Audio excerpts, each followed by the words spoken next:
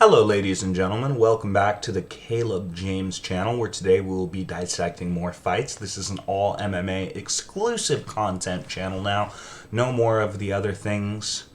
I got bored of them, but there's one thing I will never get bored of, and that is mixed martial arts, hand-to-hand combat, two men and or two women laying hands on each other half naked in the middle of the fenced octagon, inflicting as much violence as humanly fucking possible. Okay, so let's get right down to it. First off, if you haven't subscribed to the channel, Caleb James channel, I'm at 80 subscribers. I don't care what anyone says. I'm proud of that. I'm proud of that. Today we're going to be dissecting the main event of UFC 295 taking place this Saturday at Madison Square Garden, New York. Was originally supposed to be John Bones Jones versus Stipe Miocic for Ultimate Heavyweight Glory. Unfortunately, Jones tore his pectoral muscle and he is out. So, the new main event is the light heavyweight championship fight between the Samurai, Yuri Prochka, versus the Warrior, Alexandre Pereira. Is it Alexandre? Let's just say Alex Pereira. For the vacant title. Okay, Jamal Hill is out. Jamal Hill tore his Achilles. Still going to be a few months before he's back. Yuri Prochka was the champion, never lost his belt, but had to relinquish it due to a shoulder injury. We now have him versus former middleweight champion, former kickboxing champion, former freaking beast of a human, Alex Pereira, and they are going toe-to-toe Saturday night. So let's break it down a little bit. This is my official prediction for UFC 295's main event. Let's start with Yuri Prochka. Burst onto the UFC scene when he obliterated, what's his name? The bald fella. Volk something. Why can't I think? This is going to drive me crazy. Everyone just hold on a second. Hold on a second. Duh. Volkan Ozdemir. Sorry about that. The guy DC absolutely fucking pummeled. Okay. Yuri Prochka bursts onto the scene, knocks him out. Okay, then fights heavyweight contender Dominic Reyes in a brawler, absolute banger firecracker of a fight, and knocks him out with a spinning elbow after arguably being knocked out from on top, up kick. He went out for a second. He even admitted it, but it doesn't matter. He got the W. He got a spinning back elbow knockout versus Dominic Reyes. He then fights Glover Teixeira, who at the time was the light heavyweight champion and was, for better or worse, getting absolutely dominated before he found the fifth round submission against the submission specialist, Glover Teixeira. So, excuse me, forgive me. Just had breakfast with my wife. It was delicious. Submits him in the fifth round, becomes the champion. This guy is crazy. This guy has crazy hair, samurai blood in him. He goes into rooms for days on end in darkness with nothing and meditates. I mean, this guy is built to fight. And then he injures his shoulder, relinquishes the title, and is out for a year. This is his first fight back. That's Yuri Prochka. Now let's dive into Alexander. Why do I keep saying that? His full name probably isn't Alexander. He just goes by Alex. Alex Pereira, the absolute warrior. Very famous for his rivalry with stylebender Israel Adesanya. Beat him twice in kickboxing. Comes to the UFC. Goes, I think he lost his first fight and then wins every fight in the middleweight division. Has flying knee knockouts. Knocks out current middleweight champion Sean Strickland with the left hook, followed up by a right hand.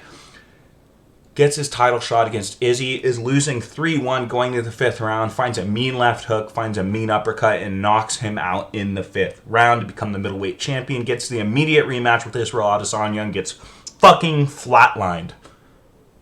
Miserably, horribly knocked out cold, but he had the middleweight title. So he lost it, but to come straight into the UFC, win those fights, and get up to a middleweight title shot is very impressive. He then makes the move to light heavyweight and beats super high contender Jan Blachowicz 2-1.